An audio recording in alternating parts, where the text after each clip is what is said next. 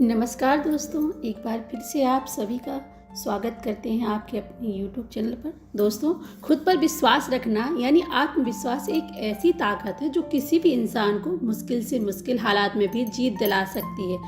आत्मविश्वास वह शक्ति है जो व्यक्ति को उसके लक्ष्य तक पहुंचने में सबसे बड़ी मदद करती है। जब हम खुद पर विश्वास करते हैं तो कोई भी कठिनाई हमारे मार्ग में रुकावट नहीं बनती। यही सिद्धांत हमें गौतम बुद्ध की कहानी में देखने को मिलता है। उनके जीवन में ऐसी अनेक घटनाएं आईं जिन्होंने उन्होंने जीवन की सच्चाई और आत्मज्ञान की ओर प्रेरित किया है। यह कहानी हमें न केवल आत्मज्ञान का महत्व सिखाती है बल्कि खुद पर विश्वास रखने की ताकत को भी दर्शाती है। गौतम बुद्ध का जन्म 563 ईसा पूर्व लुम्बिनी वर्तमान नेपाल के शाक्य कुल में हुआ था। उनका असली नाम सिद्धार्थ था और उनके पिता शुद्धोधन कपिलवस्तु के राजा थे। राजकुमार सिद्धार्थ का जीवन भौतिक सुख सुविधाओं से परिपूर्ण था, लेकिन उनके भीतर एक गहरी असंतुष्टि थी। उन्हें आभास था कि उनके चारों ओर सब कुछ अस्थायी और अनिश्चित है। उनके पिता ने उन्हें हर दुखदायी चीज से दूर रखने की पूरी कोशिश की, लेकिन एक दिन जब सिद्धार्थ नगर भ्रमण के लिए निकले तो उन्होंने वृद्धावस्था, बीमारी और मृत्यु को देखा।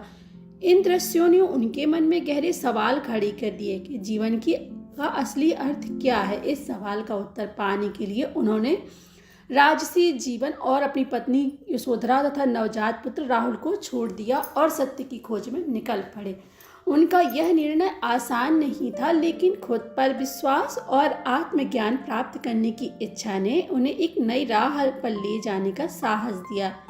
सिद्धार्थ का संन्यास काल किसी साधारण व्यक्ति के लिए अत्यंत कठिन होता, लेकिन उन्होंने अपने लक्ष्य पर विश्वास रखा और उसे पाने के लिए कठोर तपस्या की। उन्होंने अनेक गुरुओं के मार्गदर्शन में विभिन्न साधनाएं की, परंतु कोई भी उन्हें संतुष्टि नहीं दे सका। फिर वे एक दिन बोध गया के पेड़ के नीचे ध्यान में बैठ गए और संकल्प लिया कि जब तक उन्हें ज्ञान प्राप्त नहीं होगा तब तक वे वहां से नहीं उठेंगे। उनकी इस साधना के दौरान उनके भीतर अनेक शंकाएं उठी। उन्होंने अनेक मानसिक संघर्षों का सामना किया, लेकिन उनके अडिग आत्मविश्वास और धैर्य ने उन्हें उस कठिन समय में भी हिम्मत दी। 49 दिनों की कठोर तपस्या के बाद उन्हें अंततः ज्ञान की प्राप्ति हुई। यही बोध वृक्ष के नीचे उन्हें बुद्धत्व की प्राप्ति हुई और वे गौतम बुद्ध कहलाए। उन्हें यह ज्ञान हुआ कि जीवन का कारण केवल इच्छाएं और वासनाएं हैं। उन्हें त्याग कर ही हम दुख से मुक्त हुआ जा सकता है। उन्होंने यह समझा कि आत्मज्ञान और खुद पर विश्वास से ही इंसान सच्चे सुख की ओर बढ़ सकता है। उनका यह अनुभव केवल उनके लिए नहीं था, बल्कि उनके संदेश और शिक्षाएं पूरे मानव समाज के लिए थी। गौतम बुद्ध का संदेश सरल था। दुख का कारण मनुष्य का अज्ञान और उसके भीतर की इच्छाएं हैं, और इनसे मुक्त होने का मार्ग आत्मज्ञान और आत्मसंयम है। उनके द्वारा सिखाई गई अष्टांगिक मार्ग के अनुसार मनुष्य को सही दृष्टि, सही संकल्प, सही वचन, सही कर्म, सही जीवन, सही प्रयास, सही स्मृति और सही ध्यान को अपनाना चाहिए। इन बातों को अपनाकर ही व्यक्ति खुद पर विश्वास करते हुए सच्चे अर्थों में खुशहाल जीवन जी सकता है। बुद्ध का उपदेश केवल शब्दों तक सीमित नहीं था, बल्कि उनके जीवन की सच्ची कहानी से भी यह सिद्ध होता है कि खुद पर विश्वास रखना जीवन में सबसे बड़ी ताकत है।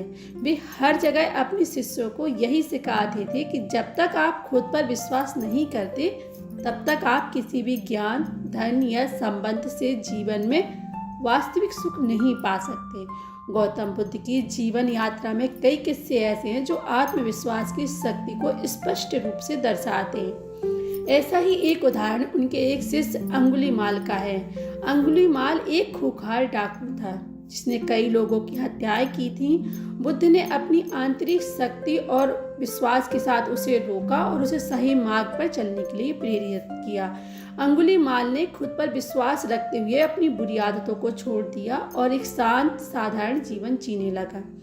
इस घटना से यह साबित होता है कि खुद पर विश्वास रखने और जीवन में सकारात्मक परिवर्तन की शक्ति के माध्यम से कोई भी व्यक्ति अपनी नियति बदल सकता है।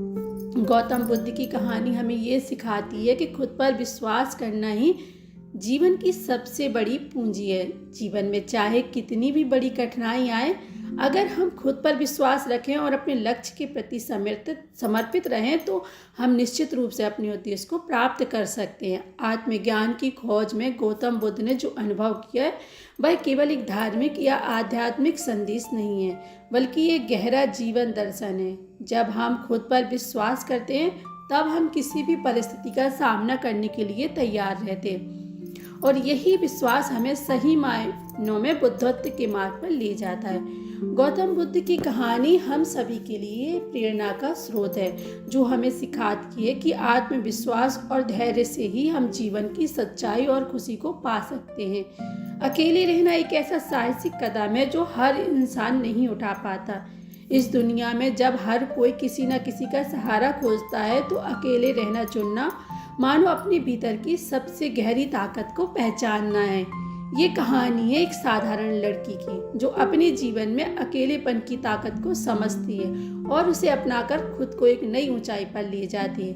अकेलेपन का वह सफर जहाँ शुरुआत में उसे डर लगता है, लेकिन अंत में वही अकेलापन उसकी सबसे बड़ी ताकत बन जाता है। सीमा का जीवन हमेशा दूसरों के साथ जुड़ा था।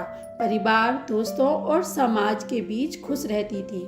उसकी हर खुशी और दुख उनके साथ बांटना ही उसकी आदत बन गई थी। उसे लगता था कि किसी की सहारा होना ही सच्चे रिश्तों का आधार है। लेकिन अचानक उसके जीवन में एक ऐसा मोड़ आया जब उसे अकेला रहना पड़ गया। परिवार एक दूसरे शहर में स्थानांतरित हो गया, करीबी दोस्त अपनी अपनी राहों पर निकल गए और सीमा एक अजनबी शहर में अकेली रह गई। शुरुआत में वह अकेलापन उसे काटने को दौड़ता था। हर रात उसकी आंखें आंसुओं से भीग जाती। उसने कई बार कोशिश की कि वह नए लोगों से मिले, लेकिन हर बार किसी न किसी कारणवश फिर वह अकेली रह जाती। यह उसकी दुनिया के खत्म होने जैसा लग रहा था। वह सोचती कि क्या वह इतनी कमजोर है कि अकेले रहने में घबरा रही है। एक रात सीमा ने अपने भीतर झांकने का फैसला किया। उसने महसूस किया कि अब उसे दूसरों के सहारे की नहीं बल्कि अपने भीतर की ताकत की जरूरत है।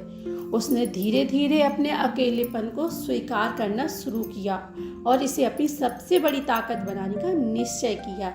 अब वह हर दिन खुद के साथ बिताने लगी। सुबह की चाय अकेले ही बगीचे में पीती, हर शाम डायरियां लिखकर अपने विचारों को व्यक्त करती और किताबें पढ़ती जो उसे एक नई दुनिया की सैर कराते। उसने नए शौक अपनाए, कभी पेंटिंग तो कभी गिटार बजाना।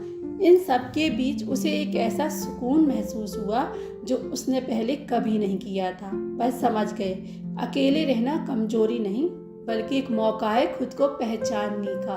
अब उसे दूसरों के सहारे की जरूरत नहीं थी कि अकेलापन वास्तव में उसका सबसे अच्छा साथी है जो उसको उसके असली रूप में स्वीकार करता है। उसे समझ आया कि अकेले रहकर उसने अपनी असली ताकत को पहचाना है।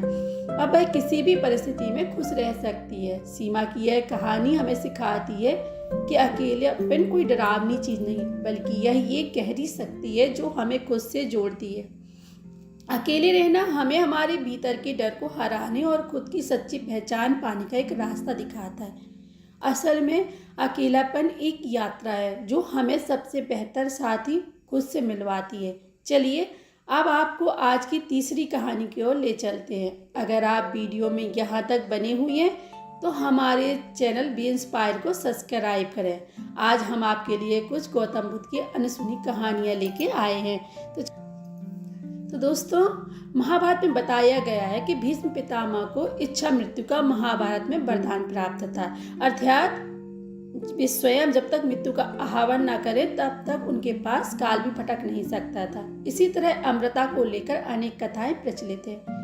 महात्मा बुद्ध अपने शिष्यों के साथ भिक्षाटन पर जा रहे थे। रास्ते में शिष्यों ने एक पौधे की तरफ इशारा करते हुए पूछा, भंते इस पौधे की उम्र क्या है? बुद्ध ने बताया कि यह अमर वृक्ष है, इसका उम्र अंतहीन है। तभी एक शिष्य ने उस वृक्ष को जड़ से उखाड़ फेंक दिया और बुद्ध से बोला, गुरुवर, मैंने उसे एक ही पल में उखाड़ कर फेंक कर समाप्त कर दिया। बुद्ध मुस्कुराए और निःशब्द आगे बढ़ गए।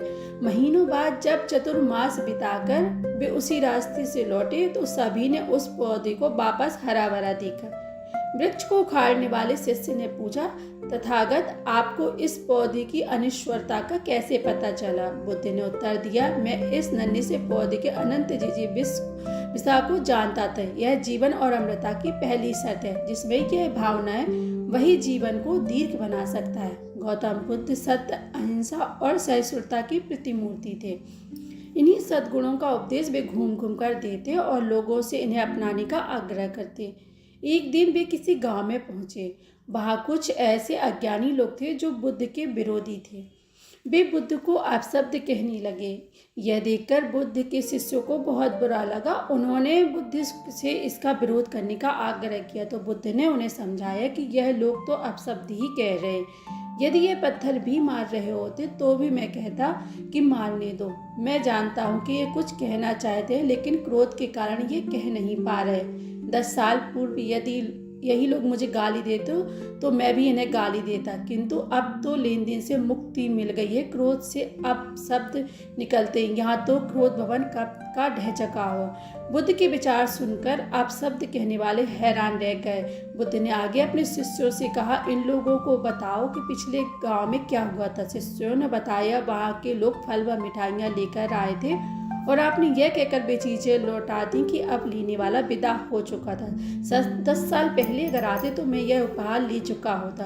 बुद्ध बोले, उन लोगों ने मिठाइयाँ आम गांव लोगों में बांट दी, लेकिन आप यह अपशब्द गांव में ना बांटे। आप मुझे क्रोध दिला सकते हैं, ठीक उसी खूंटी की तरह जो किसी को नहीं टांगती। लोग उस पर वस्त्र अवश्य टांग देते हैं। कथा का सार यह है कि साक्षी भाव से सच्चे संत की पहचान है, जो अच्छे बुरे लाभ हानि अपना पराय के संकीर्ण भाव से मुक्त हो जाता है, उसे संतत्व की प्राप्ति होती है। दोस्तों, ये थी हमारी महात्मा बुद्ध की कहानियाँ। मिलते हैं नेक्स्ट वीडियो में किसी और कहानी के साथ, किसी और बुक समरी के साथ। धन्यवाद दोस्तों आप सभी का। मिलते हैं नेक्स्ट वीडियो।